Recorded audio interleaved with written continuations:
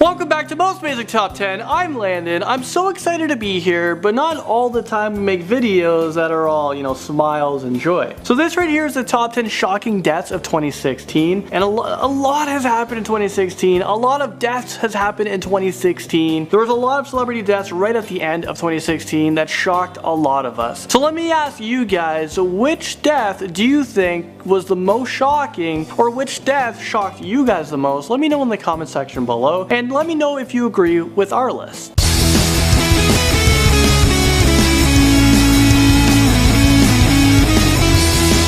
So starting off this list, in at number 10, we have Prince. Prince Rogers Nelson. He was known to his fans as just Prince. He was one of the most successful musicians of all time and sold over 100 million records worldwide. That is remarkable. At the start of April of 2016, Prince fell ill and he had to cancel 2 tour concerts in Atlanta. Prince was seen a few times in public, but on April 20th, 2016, an ambulance was called at his home after they were saying that he was unconscious. Paramedics found him unresponsive when they arrived, and after CPR efforts failed, they pronounced him dead. An autopsy said he died from an accidental overdose of pain medication. Many musicians and cultural figures spoke about how much he meant to them, and his music sales spiked 42,000% in that week after his death. So if you didn't know about him before, well, you should by now, because everyone is talking about it. Next up, at number 9, we have Christina Grimmie. Christina Grimmie was a finalist in a TV show The Voice, where she earned millions of fans thanks to her amazing voice and bubbly personality. She was a bundle of joy. Even before the show, Christina already had a big following on her personal YouTube channel. You guys know it by now. I'm a huge fan of her. One of the first channels I've ever watched, Christina Grimmie. She made her channel in 2009 and uploaded covers and original songs over the next 7 years. She performed concerts all over the US, and on June 10th, she did a show in Orlando. Christina did a meet and greet with her fans, and during this, a gunman walked up to her and shot her dead. I believe this is right beside her brother. This is crazy. And then the gunman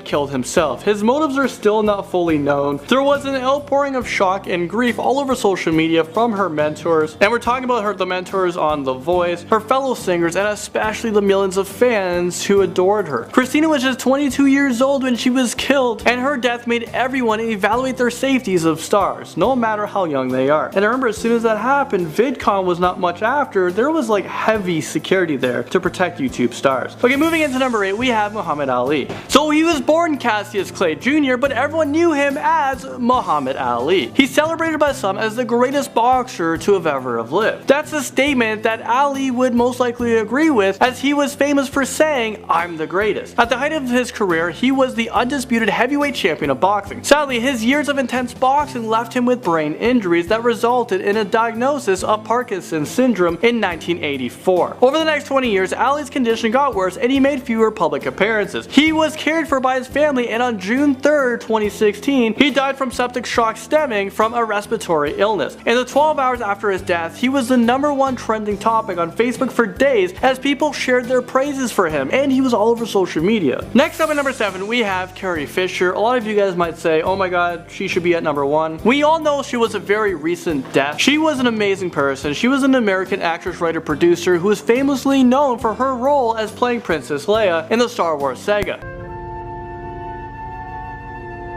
She unfortunately passed away at the age of 60 years old. A lot of people say she was way too young. She passed away on December 27th, and she also suffered from a massive heart attack on a flight from London to Los Angeles. Many of her co-stars and fans from around the world had shared their tributes and condolences. Her mother, Debbie Reynolds, was also a famous actress, and she died the following day, the day after her daughter's death, after she suffered from a stroke. And this is during the time that she was planning Carrie Fisher's funeral. Coming into number 6, we have Fidel Castro. He was one of the most famous figures of the 20th century as a leader of the communist Cuba. He formed an alliance with the Soviet Union against the US. The confrontations, they had almost brought the Cold War into an all-out war. He was loved by some and hated by others. He handed over controls of the country to his brother in 2006 when he fell ill. In the 10 years since then, he continued to meet with world leaders on behalf of Cuba, and his health greatly declined. When he died on November 25th of 2016, it wasn't a shock because of his age. He was 90 after all, but it was more of a shock because his death meant a new start, a new era for Cuba and their relations with US and the rest of the world. Next up at number 5, we have Alan Rickman.